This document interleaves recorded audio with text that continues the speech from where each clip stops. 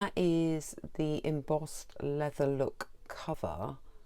I'm hoping you can see the little areas that have embossed. You can see the faux leather grain.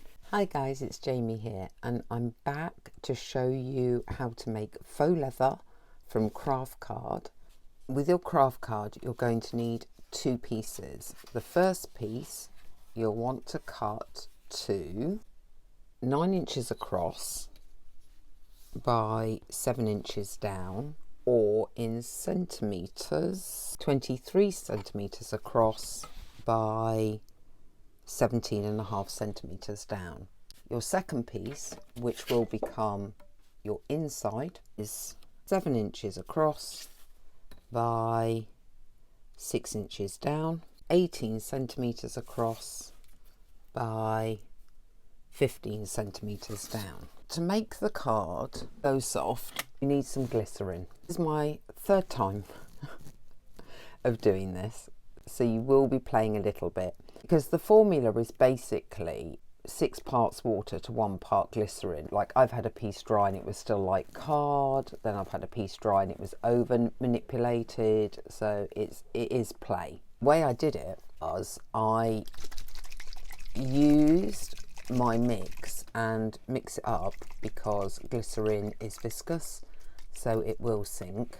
I soaked the card with the water and then gave it a rub, and what you're looking for is for the fibres to break down so that you can manipulate the card. Waiting for the card to change colour and get these brown spots appearing, and you're gently rubbing that water in to soak it through, but also to help make it more malleable. And you do both sides. You can see it's getting more and more bendable. I would rather over soak it and have a bit more drying time, as long as I don't soak it so much that I'm likely to tear it. So it is a balancing act. As soon as you think it's pliable, which that is, you start to do very dodgy things like scrunch it up. Open it out very gently, because now it's pliable, it's also rippable. Give it a squidge again, just a little one this time, or a spritz, and again scrunch it. So what you're trying to do here with your scrunching is create the leather ridging, as well as make your craft card more like a piece of chamois leather. And really, you just keep doing this till you've got as many lines coming through this. You can see it's beginning to get very watery, as you would like.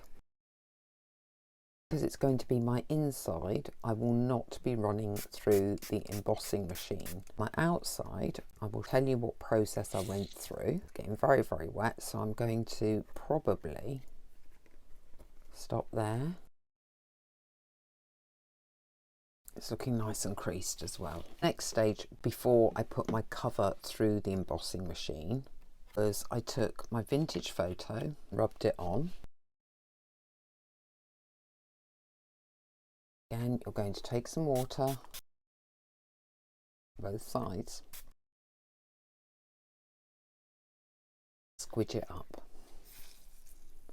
And one reason for rinsing out the excess water is because as soon as you don't have excess water rinsing out, if you have a manual embosser rather than an electric one, you will get a stronger emboss if this is damp. Obviously, water can come out when you're putting it through an embossing machine, but you just wipe it up with some tissue. However, you don't really want to be doing that on an electric one. Make sure, I think, it's soft enough so that when it dries it stays soft and doesn't go cardboard like. If it does, amp it down and scrunch it again with your glycerin mix until you get something that is very, very soft and malleable, till it feels like material rather than paper. And that really does have to be you judging it. As you can see, originally I tried mixing up my dyes. This has been a massive experiment. I'm not hugely keen on that, so I've gone with this one, which is more lightly stained. Once it's been embossed and dried, foam or brush, I'm going to try a brush, Distressed Ink, the Vintage Photo, lightly go over this with the hope that it starts to bring out the embossed pattern. You could make red leather, green leather, blue leather. You could run over anything with any number of inks. Keep going with this finish until you've got what you want.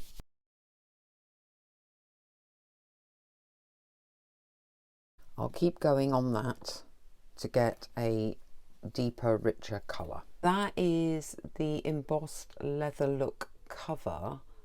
I'm hoping you can see the little areas that have embossed. You can see the faux leather grain, that it's stained in a patchy way that replicates leather. I think if you want a darker brown, you'd probably want to go with the Distress Walnut. Like I said, I didn't like the inside, and that doesn't really matter because it's going to be covered up. I have now stained all my bits of faux leather. What I will be doing is gluing one piece to this padded bag. You don't have to use a padded bag. Anything, you could use a paper bag, some brown paper. It doesn't have to be padded. I just wanted to try getting something really squishy. To glue it down, I am going to use glue stick.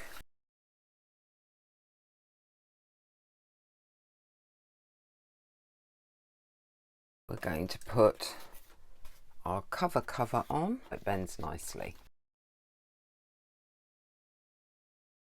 Before we glue this bit down, we need to cut some corners off, a bit shy of the turn. There. And we should be wrapping over, but I'll try and get that down a little bit. It's actually quite thick, this stuff. The reason I'm only using glue stick is because I want to do a bit of sewing. Stitching will secure anything that feels a bit like it needs more help. By using the glue stick and by using this fake material, there's a lot of give. You're not committing to a final kind of look or line. Once everything's sealed together, we will be using a ruler and a pokey tool and setting things a centimetre, that's about ½ an inch apart, poking a hole through, going all the way around, so a centimetre, might even be better at half a centimetre, so £1/4 of an inch. Just a bit more work, that's all. This is a guideline, so if you don't go through every single time, it's just a try, so that when we hand stitch this, to get it vaguely even, you can see that I'm moving the ruler all the time, so it's going to be that even. Back when that's done, and I'm not expecting them to be very even, to be fair. To stitch this, I have some wax thread. You can use just normal embroidery thread, and a embroidery needle, not a binding needle. I'm going to try and do a blanket stitch. I've already knotted my thread and gone through a couple of times to secure the first stitch. Go the same direction each time, so I'm going front to inside cover, pull the stitch through, and when it's close to the top, put your needle through that loop and pull it tight. And then the same again, so I'm going front cover, hole to inside cover, through, and you've got that loop, needle right to left through the loop, pull it tight. Let's just do a couple more through the front to inside, pull that loop. As soon as it's nearly there, left, right to left, through that loop, pull. First time I've made faux leather, first time I've done a blanket stitch. I don't know if you can see that, but what I will do is when I've been round, if that pull is annoying me, get my colour and try to just stain those little bits of pulled paper back to the colour. The other thing you can do is, if you think the pulling's too much, is push the paper back through the hole to the inside cover so that your core is less obvious from the outside. However, we're going artisan look on this. All the way round, my lines aren't straight, my holes aren't great. It's going to look rustic. Because this is soft cover, it's not that easy to get holes to, well, in my opinion, a line along a spine. But we're going to say that's the spine. And we're going to punch 2 holes because we'll do a Midori style binding. I will use my actual hole punch, and I'll use it on the smallest one. Let's have a look. Not too bad. Slightly over to the front on that one. Because it's soft, I might be able to manipulate it anyway. Cover up the white on that. I will get a bit of the stain to protect this whole cover because it's distress ink, it comes off in your hands.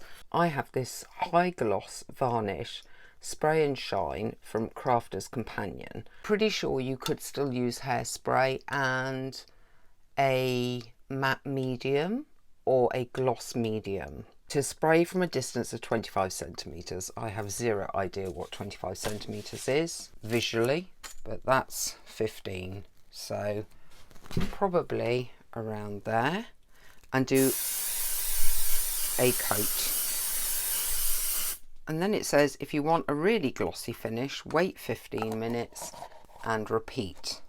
I left this overnight, wasn't necessary. I'm hoping with the light you can see that very subtle shine that gives it, I think, a leather look. It did have 2 coats on both the inside and outside, and as you can tell, mine's quite rustic looking, but it is the first one I've ever done, including stitching mistakes and all sorts, but I don't care. I think it's really super cute. I've decided that some faux metal corners would look lovely on this. I've used some foil card, but you could use duct tape, piping tape, that type of thing, placed onto some cardstock. I think my foil is too flexible, so I'm going to add it to this and then trim it all up. I think that is about 1 2/8. I hope that makes sense to people with inches. The way I decided what size I needed was to do this. I know that's not how it's going to be cut, but to see roughly where it would land, and that seems about the right proportions. I could be wrong. Initially, I want to glue everything together. You can see that I have embossed, if I didn't mention it, my card.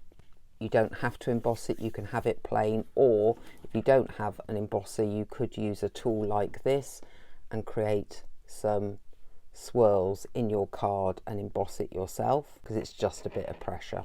What I need to do with these is halve them, and then we are going to create a diagonal cross from one corner to the other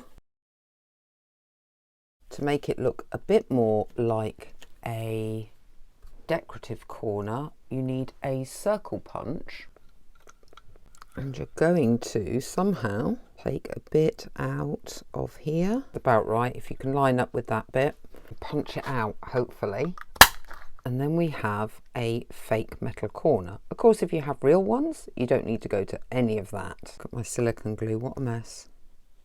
Get that all over, pop it onto the corner to make sure that holds down nicely. I will clip it while it dries. While my faux metal corners dry, the next job is to take all these papers that I've cut down to fit the journal and stain them. You don't have to do this, but as I've got quite a rustic look to my journal, not necessarily intentionally, but we can call it vintage rustic, and then any stitching etc is deliberate.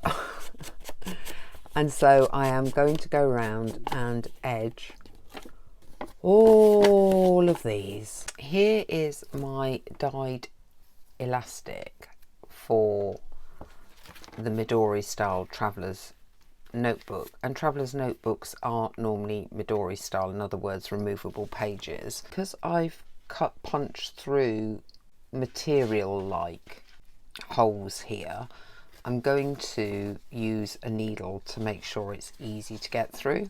Hold that and then go up the top and hold that. Going to try to get this as tight as possible, which I'm not very good at, so the papers don't move too much. Here's my selection of papers that have all been stained up. We'll do a bit of decorating. I just want to keep it reasonably simple, but I have done a mixture of coffee stained, different sizes, and we do have a couple that we need to play with, one of which is wider and one of which is longer. Part 2 is a Creator Club only video. Please see the video description below.